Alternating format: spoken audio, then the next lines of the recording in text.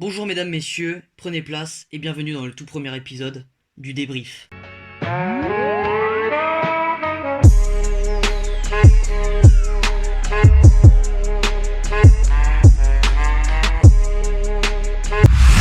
Nous nous retrouvons aujourd'hui pour parler du baccalauréat.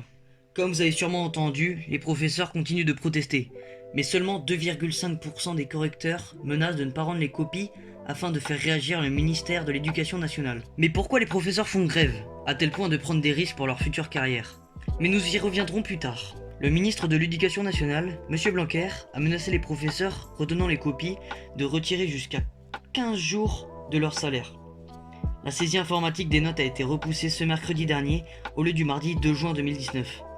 Environ 130 000 copies étaient encore retenues par les correcteurs grévistes, mardi dernier, ce qui représente seulement 3,25% des copies en France. Selon certains professeurs, les résultats seraient décalés pour que tous les bacheliers aient leurs résultats en même temps. Mais alors, pourquoi les professeurs font-ils grève?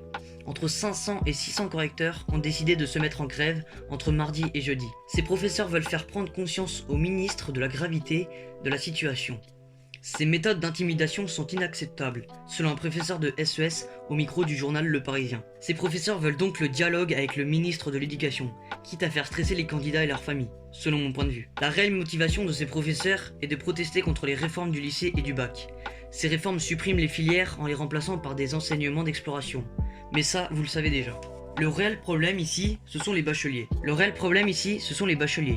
Après avoir passé une dure année à travailler, ou pas. Putain, yes!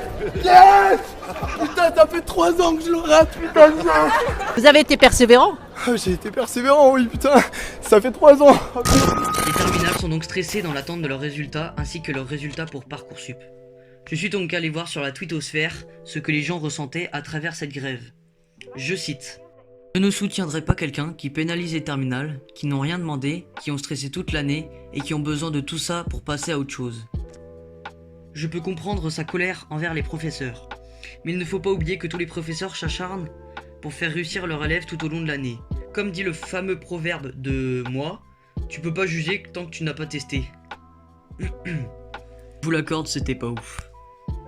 Il faut comprendre que les profs ne sont pas contre vous, mais cherchent à se faire entendre et écouter.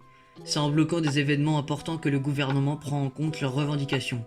Soutenez-les plutôt. Je trouve qu'elle a plutôt raison, cette réforme est importante pour la France et les générations futures, et mérite ainsi de mûres réflexions afin d'assurer un avenir meilleur.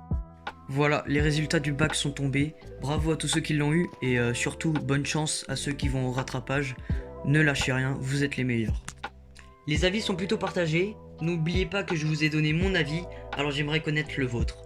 Est-ce que cette grève est justifiable? N'hésitez pas à partager la vidéo sur les réseaux sociaux et à me suivre sur Instagram et Twitter, tous les liens sont dans la description. Sur ce, je vous laisse et vous dis pour le prochain débrief, c'était In The Bean, bye bye.